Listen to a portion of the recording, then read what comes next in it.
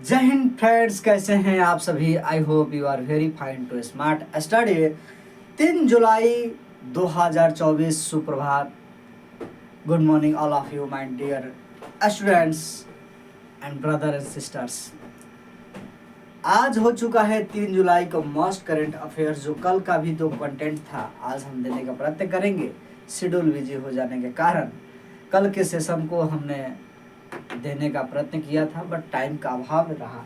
लेकिन हाँ, 2 और 3 जुलाई का जो मोस्ट करंट अफेयर्स रहा 2024 को हम आपके सामने स्क्रीन पर लेकर आने का प्रयत्न किया है। बहुत मोस्ट कंटेंट है, आज के सेशन को देखने का प्रयत्न करेंगे। पहला क्वेश्चन पर अटैक करते हैं।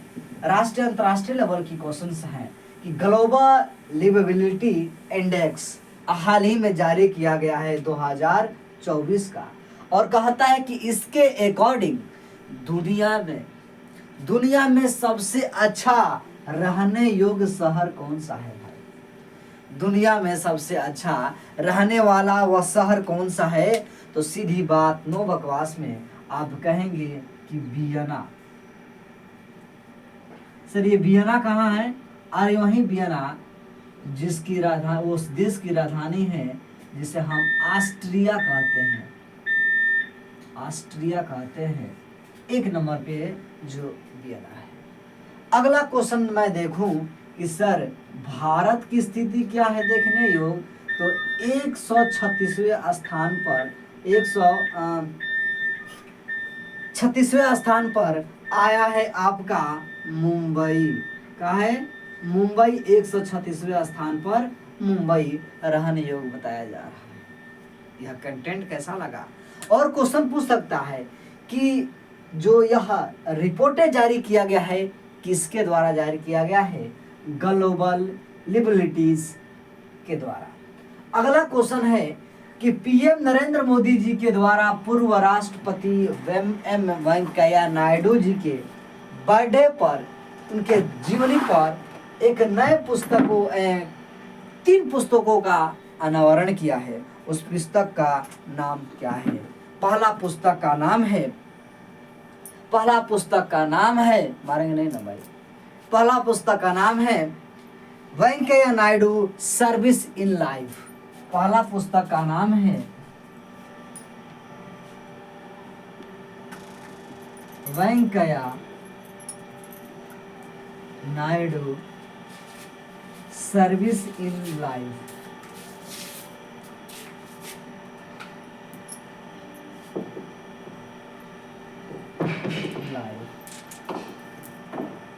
दूसरे पुस्तक का नाम है celebratings India the mission and the message of the Shri Venkaiah Naidu साहब। ठीक, celebrating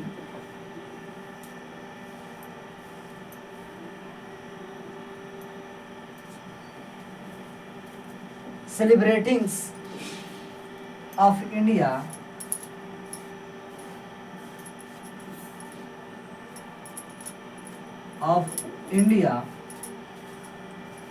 the mission and message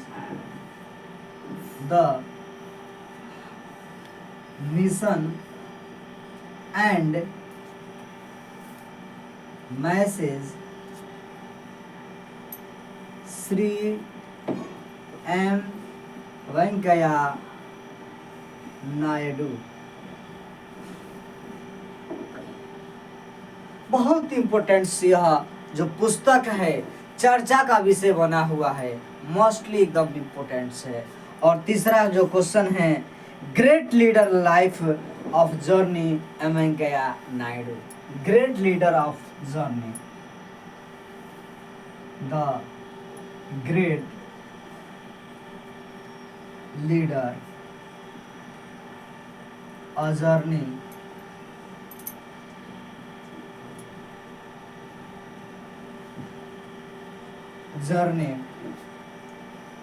life to journey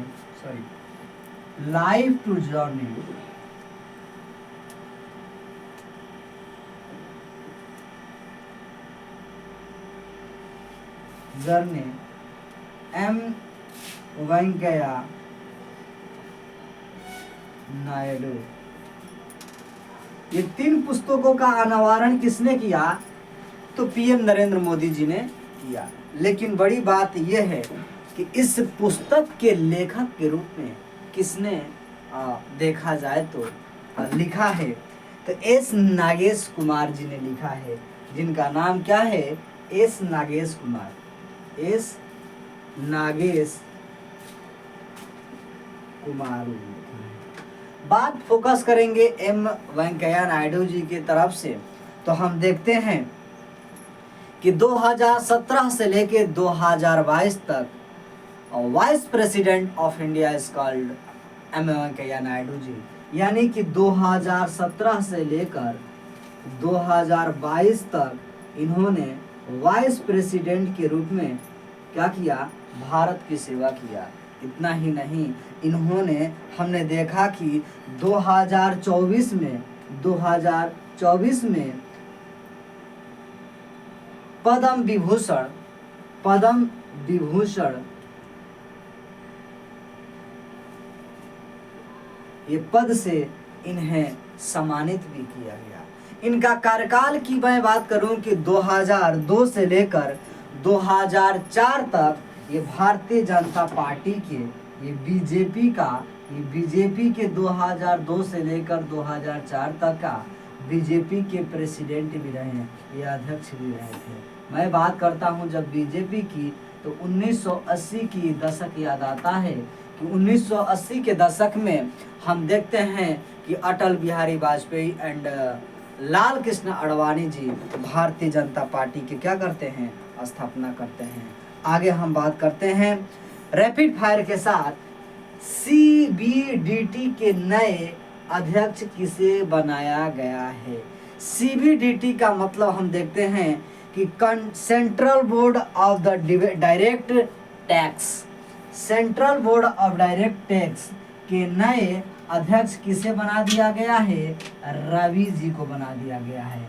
यानी कि रवि अग्रवाल को बनाया गया है, रवि अग्रवाल को बनाया गया है सीबीडीटी के अध्यक्ष, सेंट्रल बोर्ड डायरेक्ट टैक्स के अध्यक्ष बनाया गया है। जब बात किया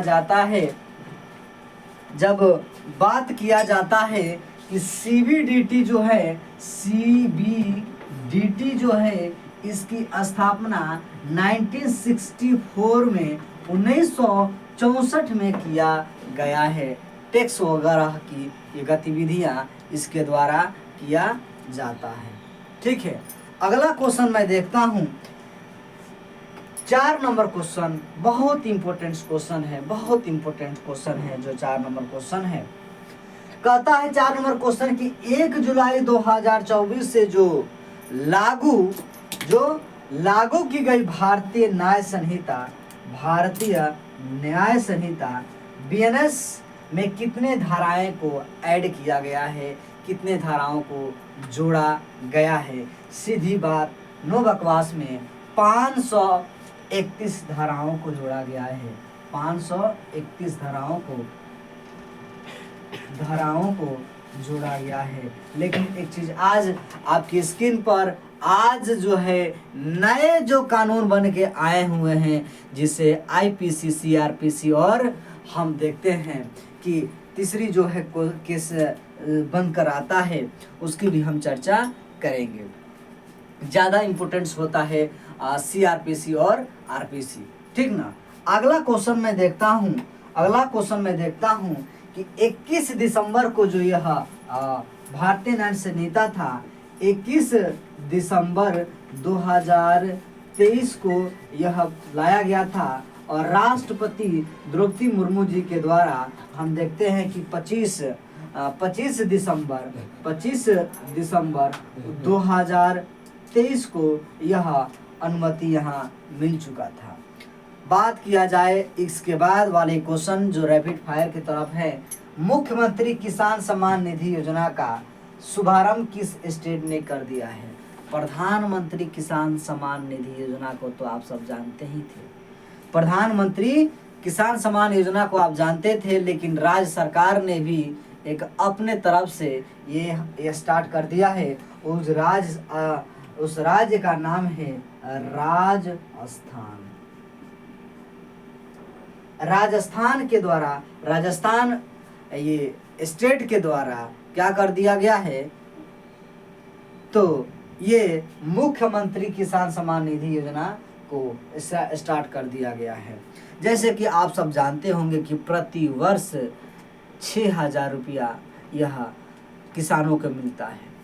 4 मंथ पर ये 2,000 के रुपया में ये भुगतान किया जाता है। तो यह राजस्थान के द्वारा स्टार्ट किया गया है।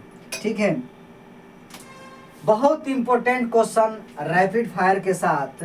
लियोन मास्टर शतरंज प्रतियोगिता 2024 का खिताब किस महान व्यक्ति ने जीत लिया है?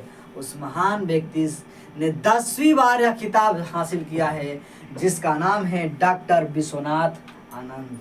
क्या नाम है उनका? डॉक्टर विश्वनाथ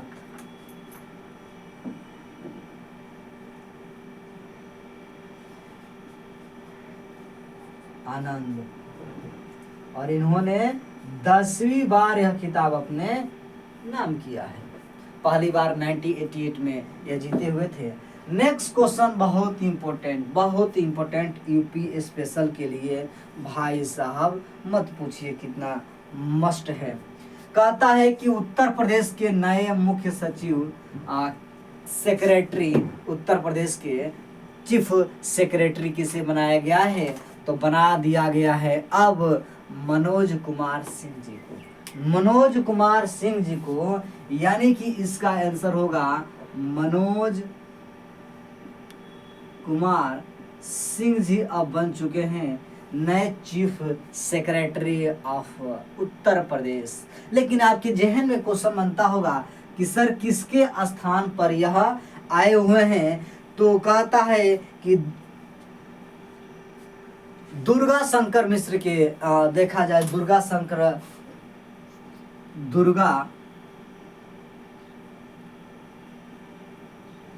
शंकर मिश्र के स्थान पर ये नियुक्त किए गए हैं।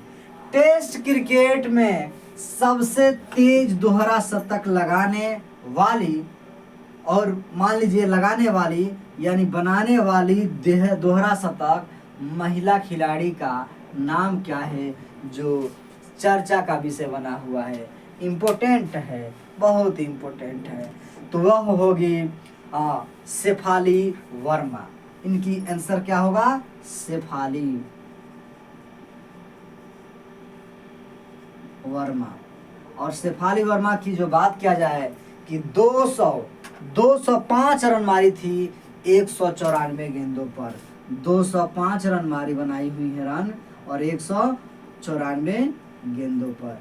ठीक है, इसके पहले हम देखते थे कि मिताली राज भी यह जो है, मिताली राज भी दोहरा शतक बनाने में ये काबिज हुई थी। अगला क्वेश्चन रैपिड फायर के साथ। हाल ही में सेवेक्स X2 नामक एक नए विस्फोटक बम को सफलतापूर्वक विकसित और प्रमाणित किया गया है। किसके द्वारा? तो सीधी बात, नो बकवास में स्वागत करते हैं, अभिनंदन करते हैं नौसेना के द्वारा, और यह विकसित किया गया है। लेकिन बात किया जाता है कि नौसेना के प्रमुख अभी हाल ही में आर हरि कुमार के जगह पे कौन आ चुके हैं? दिनेश कुमार द्विवेदी आ चुके हैं। द्विवेदी तो प्रमुख में जाएंगे, वायुसेना नौसेना प्रमुख हो जाएंगे दिनेश कुमार त्रिपाठी।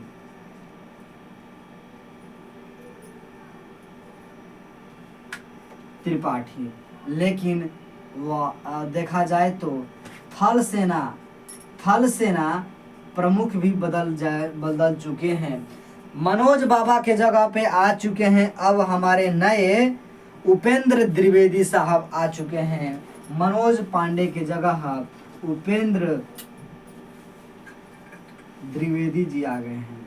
और जब बात किया जाएगा वायुसेना की, वायुसेना की बात किया जाए प्रमुख के रूप में तो वी आर चौधरी को कौन भुला सकता है, विवेक राम चौधरी को कौन भुला सकता है भला, ये इंपॉर्टेंट बन जाता है।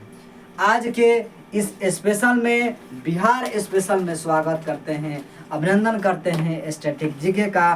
पहला क्वेश्चन रैपिड फायर के साथ, बिहार के चिराद नामक पुरास्थल प्राचीनतम संस्कृति ये किस काल की संस्कृति है? चिराद बोले तो छपरा वाला क्षेत्र का यह जिक्र कर रहा है कि बिहार के चिराद नामक स्थान पर पुरास्थल का प्राचीनतम संस्कृति किस काल की है? तो सीधी बात, नो बकवास में, नव पाषाणिक संस्कृति है, नव पाषाणिक संस्कृति है।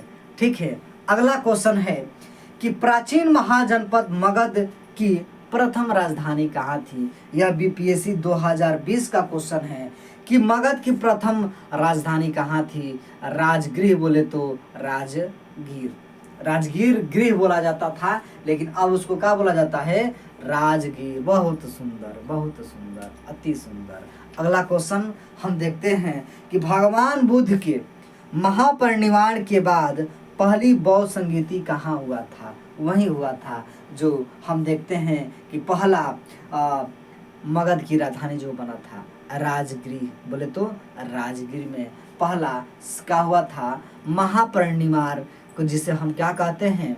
गौतम बुद्ध के महापरिनिर्वाण के बाद जो पहली बौद्ध संगीति हुई थी राजगीर में हुआ था। उदंतपुरी शिक्षा के केंद्र किस राज्य में अवस्थित है? उदंतपुरी शिक्षा का केंद्र कहाँ है भैया? बिहार में ही था। अगला क्वेश्चन है कि बिंबिसार किस वंश का राजा था, किस वंश का शासक था? यह बिहार दरोगा का 2017 का क्वेश्चन है कि यह हर्यक वंश का शासक था। पुराने लिच्छवी राज की राजधानी कहाँ थी? पुराने लिच्छवी राज की राजधानी अब जो बिहार के एक जिला बन चुका है जिसका नाम है वैशाली। ठीक है, जिसे हम वैशाली कहते हैं, उसी वैशाली के क्षेत्र में आता है हाजीपुर। नेक्स्ट क्वेश्चन है कि प्राचीन भारत में पटना को किस नाम से जाना जाता है भाई? प्राचीन भारत में पाटलिपुत्रा के नाम से जाना जाता है। सोन और गंगा नदी के संगम पर बसा वह शहर जिसे हम पटना के नाम से जानते हैं। यह परीक्षा बीपीएससी अमीन अमानत 2023 का 13 का क्वेश्चन था। तो आज के सेशन को दोस्तों यहीं पे समाप्त करते हैं। उम्मीद करते होंगे कि आज का सेशन आपके एग्जाम्स के लिए बहुत हेल्पफुल होगा। अगर कंटेंट में दम हो, कंटेंट हमने इतना मेहनत करके लाया हूँ, कंटेंट में दम हो तो एक बार लाइक करना ना भूलिए और दोस्तों तक शेयर करिए और मिलिए हमारे साथ डेली ऑफलाइन क्लासेस में 6:30 बजे से लेकर 9:30 बजे के बीच प्रयागराज के अनन्या एजुकेशन पॉइंट में जो मेरा कोचिंग चलता है। और साथ ही साथ 9 बजे आप जरूर मिलिए रैपिड महामैराथन में और आपका स्वागत है, अभिनंदन है। टेक केयर, जय हिंद।